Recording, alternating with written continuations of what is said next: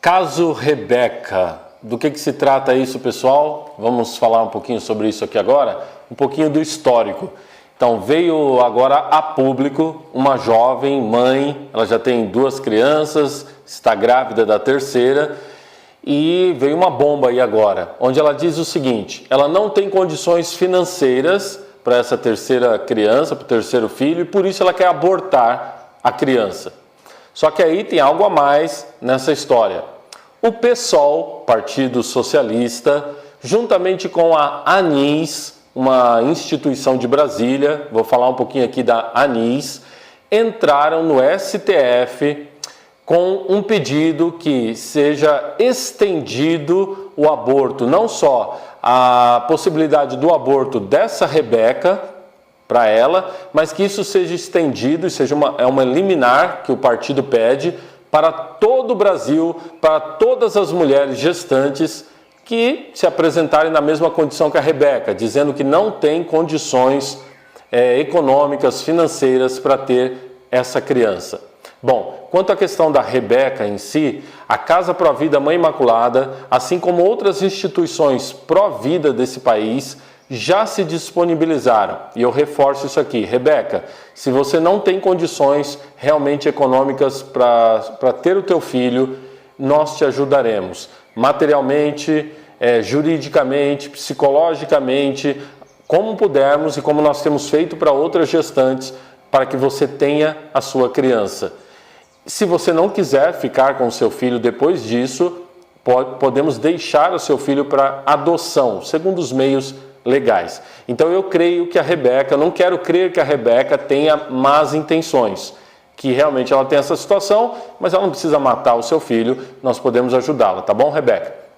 Agora, pessoal, eu quero chamar vocês para uma reflexão maior sobre esse caso da Rebeca, que ele transcende o fato em si dela querer o aborto. Veja só uma coisa, quem está pedindo que o aborto seja, nesse caso, estendido a todo o país, a todas as mulheres que alegarem a mesma situação? O PSOL, Partido Comunista, podemos dizer comunista, é socialista, mas é tudo a mesma coisa, que sempre luta a favor do aborto, eles querem isso. Já vamos falar um pouquinho aqui sobre o PSOL também, eles querem isso. Junto com o PSOL, a Anis. Quem é a Anis, essa instituição Anis? A Anis é uma instituição de Brasília muito conhecida por nós pró-vidas. Por quê? Todas as tentativas de legalização do aborto via STF, o nosso Supremo, acontecem, sempre tem o dedo da Anis. Faz parte da Anis a antropóloga Débora Diniz. Ela apareceu no Fantástico nesse ano, com uma longa reportagem falando sobre a questão do aborto também. Uma reportagem, aliás, muito tendenciosa. O Fantástico não deu visão, não deu espaço para mais ninguém falar. Foi só a Débora Diniz falando sobre aborto. A Anis, ela adentrou com a ADPF 54. O que foi a ADPF 54? Também um pedido ao Supremo na questão do aborto nos casos de anencefalia, que infelizmente aconteceu. As crianças com anencefalia já são todas elas, infelizmente, todas não, mas muitas delas abortadas. A Anis faz parte também da ADI 5581. O que é a ADI 5581? Ação direta de inconstitucionalidade. Essa ADI pede ao Supremo também que nos casos de microcefalia também o aborto seja legalizado. Lá está a Anis novamente. A Anis faz parte, também entrou junto com o PSOL com a ADPF 442, esse ano 2017. O que diz essa ADPF 442 lá no Supremo? O pedido que até a 12ª semana de gestação, 3 meses de gestação, o aborto seja totalmente legalizado, descriminalizado aqui nesse país. Você vê então que o PSOL, um partido socialista, sempre defende o aborto, junto com essa Anis, está nada mais nada menos do que aproveitando-se da situação da Rebeca para querer a legalização do aborto no nosso país.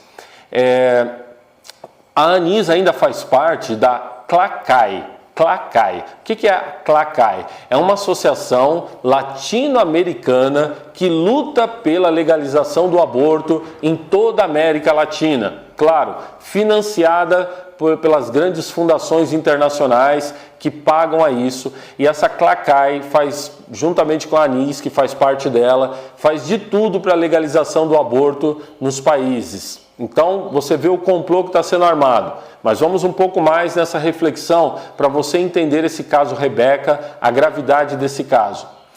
Algo muito semelhante aconteceu nos anos 70, há 43 anos atrás, 44 anos, 1973, nos Estados Unidos. Aliás, um pouquinho antes de 1973.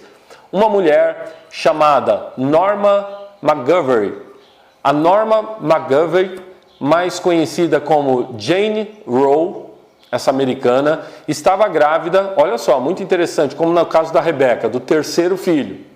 E ela dizia o seguinte, que ela tinha sido abusada, estuprada, e ela pedia que no seu caso, na época o aborto não era legalizado nos Estados Unidos, que no seu caso ela pudesse realizar um aborto. Ora, aconteceu que a princípio a legislação não permitiria. De repente aparecem duas advogadas feministas, parece, né, o caso aí do PSOL e da ANIS.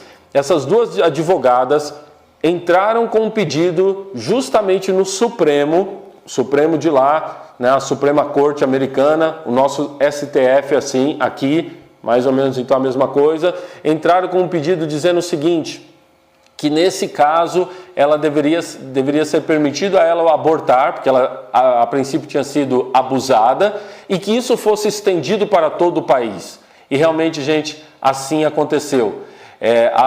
Ficou emblemático o famoso caso, né? Roe é o sobrenome da Jane versus Wade. E assim passou a lei Roe versus Wade, né? Se tornou lei, onde o STF deu o ganho de causa, desculpa, STF não, a Suprema Corte Americana.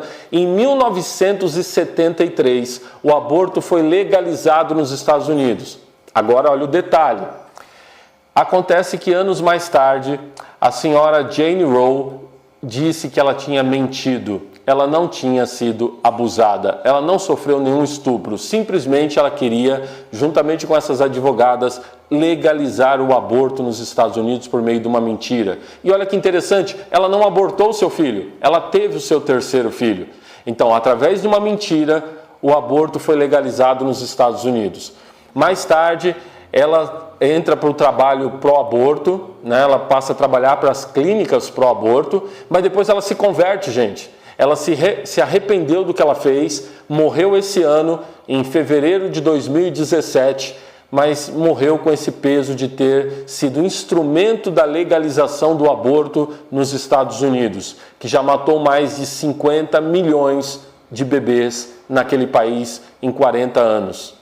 O caso dos Estados Unidos é o caso que está acontecendo no Brasil. Acho que você entendeu isso. Uma mulher está sendo usada. Eu não quero fazer um julgamento aqui que a Rebeca esteja se deixando usar. Eu espero que não. Eu espero que ela não esteja dentro desse complô. Mas o drama da Rebeca está sendo usado para tentar a legalização do aborto aqui no Brasil. Por quê? Porque via legislativo, os nossos deputados nunca irão aprovar o aborto, porque eles ouvem a população. E mais de 90% da população brasileira é contrária ao aborto. Então eles pegam o caminho mais curto, vão diretamente no Supremo, onde os ministros que não foram eleitos por nós, que de certa forma não representam o nosso povo nessa questão da vida, esses ministros que deveriam guardar a Constituição que é clara a respeito da defesa da vida, esse caminho mais fácil está sendo tomado para tentar legalizar o aborto aqui no Brasil.